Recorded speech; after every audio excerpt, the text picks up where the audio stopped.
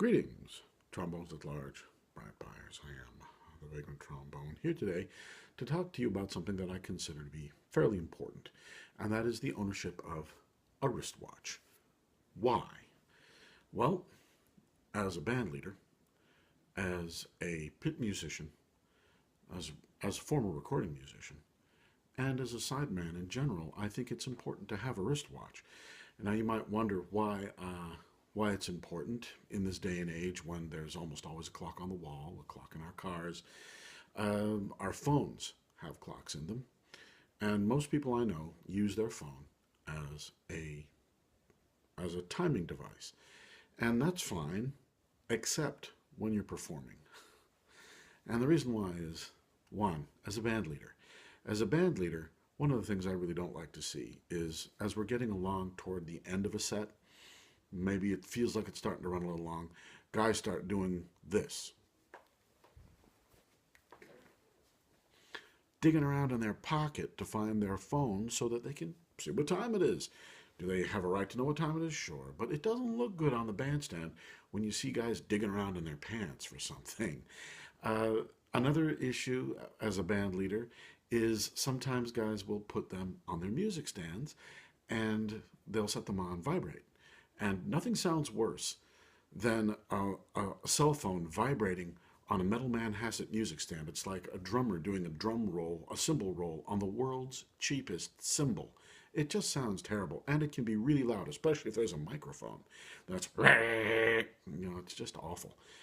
And and then there is being a sideman. As a sideman in a pit, I was playing a gig, and we were on stage, and it was this somber moment where the theater is dark, and the guy's phone next to me lights up and is casting this light on him and me.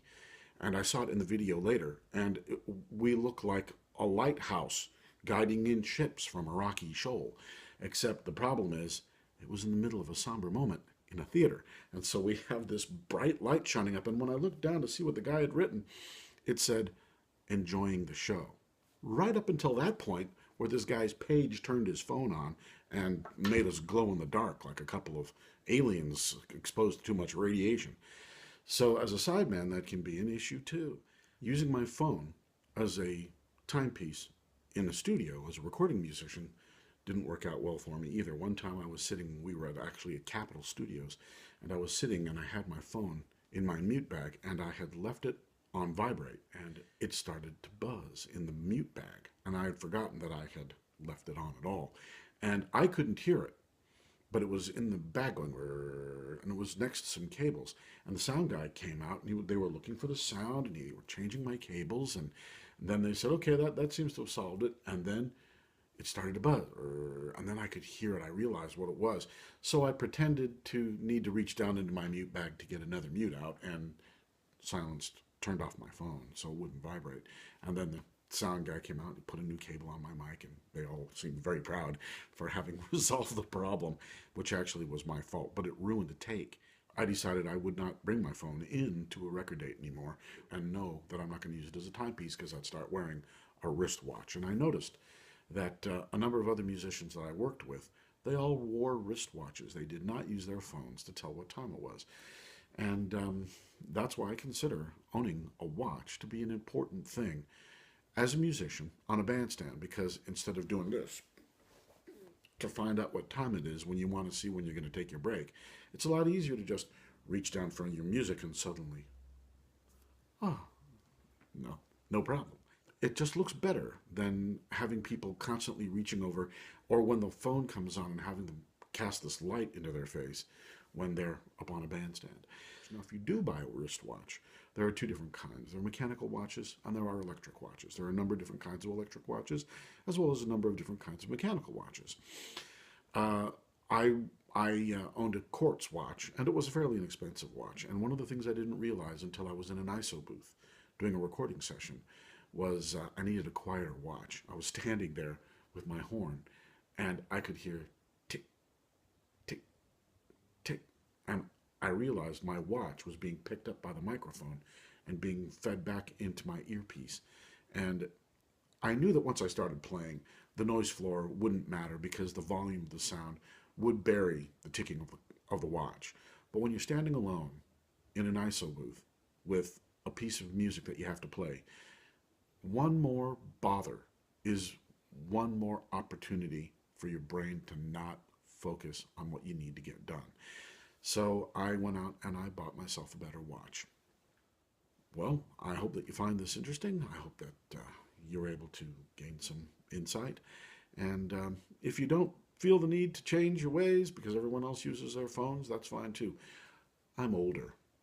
And as an older man, it's kind of what I do. Gripe, right? So those are my reasons for owning a wristwatch. Thank you for watching. Bye bye.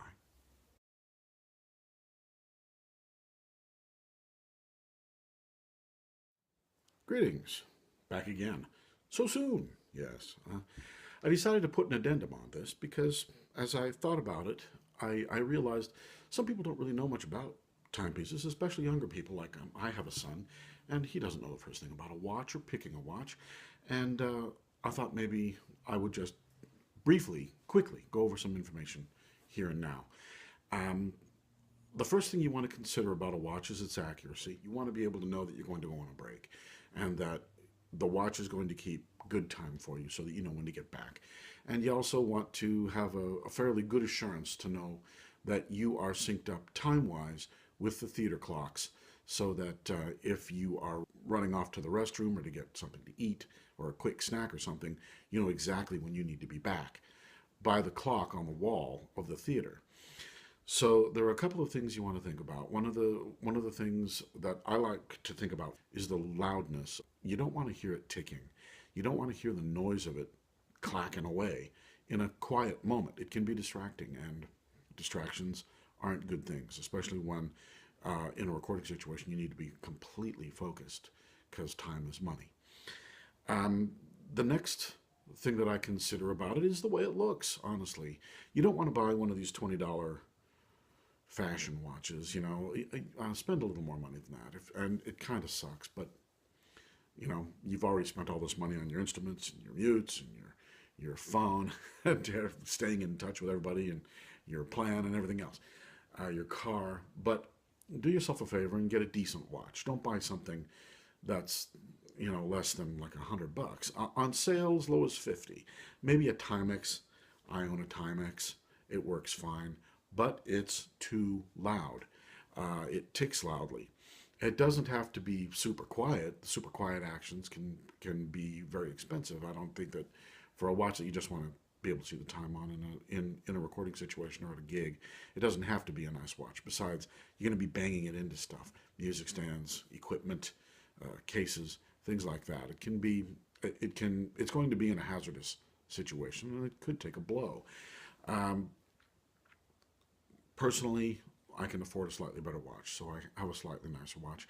And when I'm in a situation where I'll be wearing a suit, maybe a tuxedo, and I'll be walking around, I want to be carrying a nice watch. Now I have this very nice watch I got in China with Mao.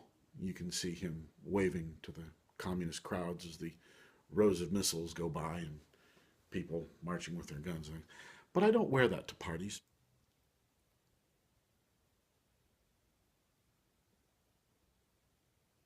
I have another watch that I wear oftentimes when I'm having to work or play in a tuxedo, and it's just your standard Timex quartz action watch. Well, it's not a Timex, but it's a quartz action watch, and it's fairly quiet. It's decent looking. That works very well for me, and I do use my old Timex, my ticking bomb Timex, when I'm sitting in a pit because it has Indiglo. Ooh, always a good feature when you're sitting in the dark. Some watches are mechanical, Rolexes are mechanical watches. Mechanical watches are very expensive to get a good one. And if they are not expensive, then they're going to oftentimes be what is referred to as non-hacking. A hacking movement is one where it stops the second hand. You pull out the crown on the watch. The crown on the watch is the thing that you would either wind it or set the time, set the date, and it will stop the sweep second hand from moving. The reason why they had a need for being able to hack a movement is because they, in the days of railroads, they wanted to be able to time their watches so that they knew exactly, so that they would set their time exactly every day to the proper time so that they could properly route the trains. They had hacking movements so that military can time things, especially with airplanes. World War One artillery was one of the major reasons for hacking movement. Later on, aircraft flights, so that the people on the ground could know exactly where the airplanes were in the sky. Um, that's why they wanted hacking movements that were very important. And why is this side thing called the crown? Because in the olden days, everyone carried pocket watches, and the pocket watch had the crown on the top, and it kind of looks like a little crown. That's one of the reasons why they call it the crown. There are other reasons too, and if you want to know those histories of the watch and things like that, there are all kinds of videos on horlogerie and things like that. And like I said, if you're going to get a watch for a gig, it doesn't have to be a Vacheron Constantin or a Patek Philippe or even a Rolex. It doesn't need to be anything that fancy. It can be something very simple, but make sure it is a simple watch. You don't want it to be too reflective when you're sitting at a gig. You don't want it to be too kitsch, like my like my waving Mao, and you don't want it to be something that if it gets damaged on a gig, you're going to panic. Well, that sucks. It's nice if it's waterproof. So just find yourself a decent wristwatch and enjoy the gig. Mao is waving goodbye.